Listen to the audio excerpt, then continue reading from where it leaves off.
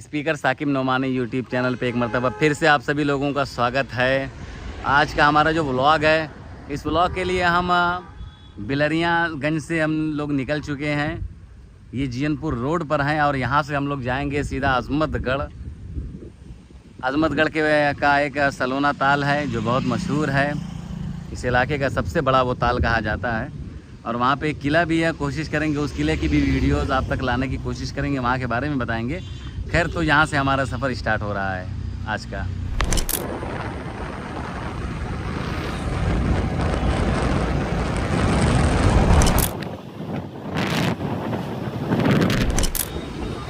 इस तरह से दोस्तों हम पहुँच चुके हैं जीयनपुर चौराहे पे।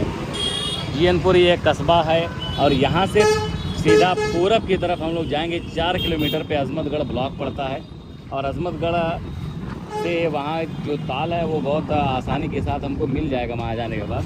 तो चलिए अब हम अजमतगढ़ की तरफ, ये अजमतगढ़ रोड पे अब जा रहे हैं हम धीरे धीरे। तो दोस्तों हम अजमतगढ़ पहुँच चुके हैं और यहाँ से ताल बिल्कुल करीब है। अजमतगढ़ का नाम अजमतगढ़ क्यों पड़ा, ये सवाल आपके ध्यान में आ रहा होगा। मैं आपको बता दूँ कि 1665 ईस्वी में जब राजा आज़म शाह ने आज़मगढ़ को बसाया तो उनके एक भाई थे जिनका नाम अजमत शाह था। उनको इस इलाके का हिस्सा उनके जागीर में आया तो उन्होंने इस इलाके को बसाया और जिसका नाम अजमतगढ़ रखा। यही अजमतगढ़ की थोड़ी सी तारीख है जो हमको मालूम है। बाकी अब यहाँ से चलते हैं ताल की तरफ, फिर वहाँ आपको दिखाते हैं और बताते हैं वहाँ के बारे में। तो दोस्तों हम अपने घर से अजमतगढ़ ताल यानी सलोना ताल के लिए यहाँ पर आए थे। जिस इरादे से हम वहाँ पे पहुँच चुके हैं और देखिए कश्ती भी हमारे सामने बिल्कुल तैयार है। लेकिन आज हवा इतनी तेज़ चल रही है कि हम जो कश्ती चलाने वाले लोग थे उनसे हमने बात किया। उन्होंने कहा कि भैया घुमाना बहुत बड़ी बात नहीं है, हम आपको घुमा सकते हैं ताल के अंदर, पूरा अच्छी तरह से ताल का पूरा नज़ारा आपको दे सकते हैं। मतलब आप अच्छी तरह से ताल का नज़ारा ले सकते हैं। लेकिन ये तेज़ हवाएं कश्तियों के खिलाफ होती हैं और अगर कभी बीच में कश्ती गई और हवा तेज़ चली और फिर कश्ती अगर उलट पुलट गई या इस तरह से कोई दिक्कत आ गई तो फिर इसमें फंस के लोग मर गए हैं। कई लोग यहाँ पे मर चुके हैं, इस तरह से आए हुए थे जो लोग कश्तियों में फंस के आए जिस तरह से भी। खैर, तो इस ताल के बारे में बता दूं कि ये ताल दोस्तों इस पूरे आजमगढ़ के इस इलाके का सबसे बड़ा ताल है और आसपास के लगभग 20 गांव ऐसे हैं इस ताल के किनारे जो आबाद हैं, जो इस ताल की वजह से वहाँ पे खेती बाड़ी और ये सब काम हो रहा है और होता रहा है। तो इस तरह से इस ताल की बड़ी अहमियत है हमारे आजमगढ़ के इलाके में। तो हम ज़रा सा आप देख सकते हैं, कुछ हिस्सा हम आपको दिखा रहे हैं, कुछ हिस्सा अभी कोशिश करते हैं एक जगह ऊपर से चढ़ के वहाँ से आपको दिखाएंगे और इस ताल के बारे में बताएंगे। क्योंकि दोस्तों बारिश हमारे इलाके में इस मरतबा थोड़ा कम हुई है, जिसकी वजह से आपको ताल के बीच में आप देख रहे होंगे कि छोटे छोटे पौधे हैं, जिनकी वजह से बहुत मुश्किल हो गया है कि ताल के अंदर हम लोग जाएं। बारिश की वजह, बारिश अगर होती खूब पानी हो जाता तो आसान हो जाता, ना आसानी के साथ हमको लेके चलती। लेकिन ये बारिश ना होने की वजह से जो है ये सारी दिक्कतें हैं। तो देखिए आप दोस्तों, दूर दूर तक जहाँ तक निगाह जा रही है हमको ये ताल का पूरा हिस्सा नज़र आ रहा है। बीच में पेड़ पौधे हैं जो दिक्कत कर रहे हैं, वरना ये आप उधर देख सकते हैं, उधर थोड़ा पानी नज़र आ रहा है। पानी इधर भी है लेकिन ये पेड़ की वजह से, ये पौधों की वजह से दिखाई नहीं दे रहा जो आपके सामने नज़र आ रहे हैं। खैर, ये 20-25 किलोमीटर के पूरे इलाके में फैला हुआ ये ताल है और ये भी आप देखिए कि एक छोटी सी यहाँ से नहर है। जो ताल का जितना भी पानी है वो इस नहर के ज़रिए इस पंप में आता है। ये पंप गृह है जहाँ पे हम लोग खड़े हैं और फिर यहाँ से होते हुए खेतों की तरफ चला जाता है।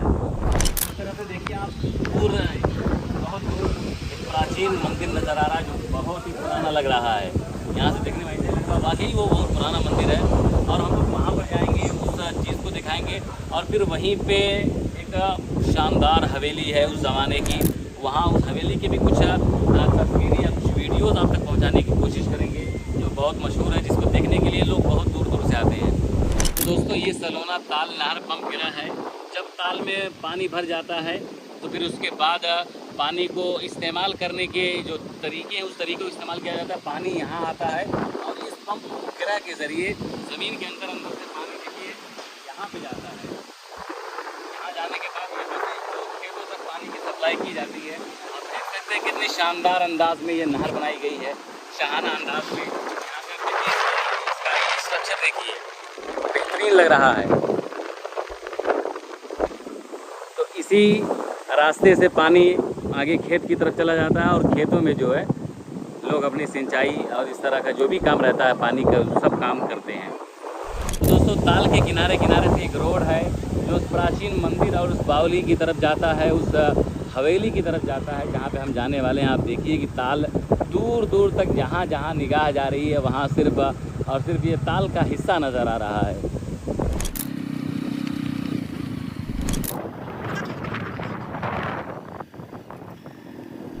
तो इस तरह से दोस्तों हमने प्राचीन मंदिर के बारे में उधर दूर से बताया था। अब हम धीरे धीरे यहाँ पर आए, फिर यहाँ के बारे में हमने 2-4 लोगों से सुना कि ये मंदिर बहुत प्राचीन है और जो उस वक्त के जो राजा रहते थे वो यहीं पे आके अपनी पूजा वगैरह किया करते थे।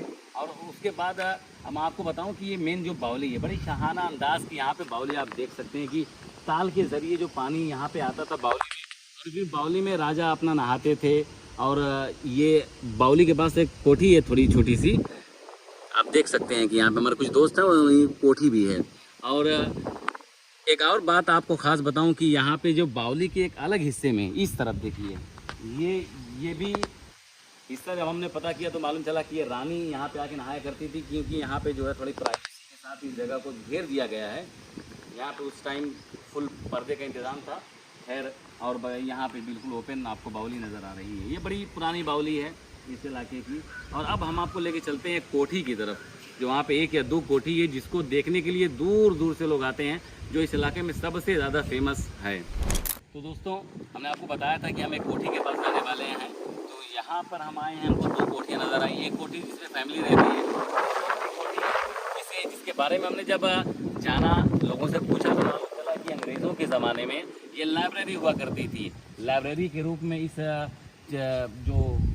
इमारत का काम किया गया था, लेकिन प्रेजेंट टाइम में ये इसके मैरिज लॉन के नाम से मशहूर है। यहाँ पे शादी विवाह का सब कार्यक्रम होता रहता है। आप देख सकते हैं कि पूरी एक खाली जगह है ये सारी जगहों में।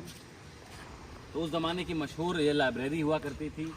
और यहाँ देखिए उधर सामने देखिए वो जो कोठी है ना, उस कोठी के लिए हम लोग आए थे आके वहाँ का व्लॉग बनाते, लेकिन वहाँ जाने की परमिशन नहीं मिल पाई, शायद इस वजह से कि उसमें पूरी फैमिली रहा करती है, जो भी वजह हो।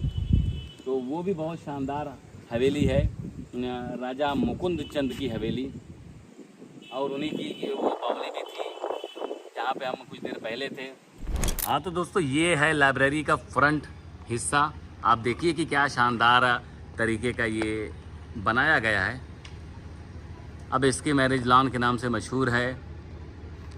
बेहतरीन, बढ़िया, अजमतगढ़ वाक़ईतन बहुत सुंदर है।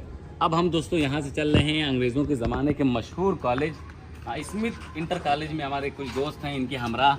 अब यहाँ से डायरेक्ट हम 1916 में जो कॉलेज बना था उसकी तरफ चलते हैं। तो इस तरह से दोस्तों आप देख सकते हैं कि स्मिथ इंटर कॉलेज पे हम लोग पहुँच चुके हैं, जो 1916 में स्थापित किया गया था।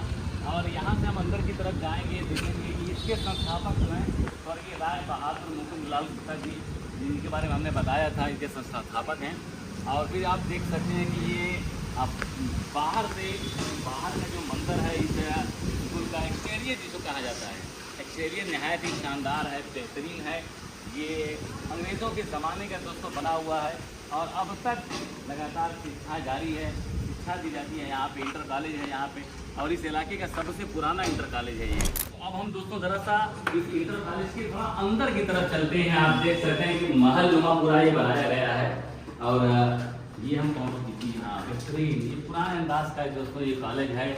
उस समय आप सोच सकते हैं कि अजमतगढ़ में पढ़ाई का कितना रुझान रहा होगा, पढ़ने वाले लोगों की संख्या कितनी ज़्यादा रही होगी। उस दौर में जब तालीम इस इलाके में बहुत कम थी, इतनी आम नहीं थी, लेकिन उस ज़माने में भी इस इलाके में तालीम के मैदान पर एक से एक सुरमा निकले हैं इसे। तो अंदर से भी दोस्तों स्कूल बहुत बड़ा है। हमने सोचा कि वहीं तक होगा, लेकिन अंदर हमने आपको दिखाया, उधर दिखाया। तो आप देख सकते हैं कि शानदार ये स्मिथ इंटर कॉलेज है। आपको अगर कभी भी ये इस स्कूल का नज़ारा करना हो दोस्तों, तो आप अजमतगढ़ में आइए।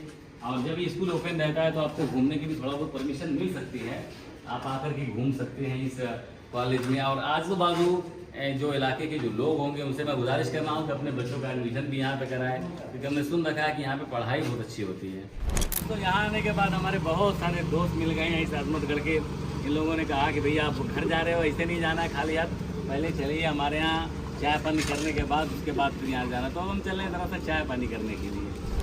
तो इस तरह से आप दोस्तों देखिए गरम गरम पूड़ी यहाँ पे हमारे भाई ने लाया है चटनी के साथ। बैठ करके चटनी और पूड़ी का मज़ा लेंगे। मौसम भी आज बड़ा अच्छा है, खुशगवार, बस बारिश नहीं है, बाकी सब कुछ है तेज़ हवाओं के बीच। तो चलिए फिर शुरू किया जाए भाई। तो इस तरह से दोस्तों हम अजमतगढ़ आए, सब कुछ किया, व्लॉग बनाया, वीडियो बनाया, हमारे सब दोस्त मिल गए। तो यहाँ पे हमने खाया पिया। और ख़ास करके इसी जगह खाने में और मज़ा आता है जब उम्मीद ना हो कि कहीं से कुछ निकल जाएगा रास्ता। वहाँ हमारे दोस्तों ने कहा नहीं भाई चलो भाई बिना खाए नहीं जाने देंगे, तो बड़ा अच्छा लगा। पूरी खाने के बाद अब हम लोग यहाँ से रवाना हो रहे हैं। भाई सभी लोगों का शुक्रिया, बहुत शुक्रिया आप लोगों का, अच्छा लगा आपके गाँव में आके। चलिए फिर मिलते हैं इंशाल्लाह।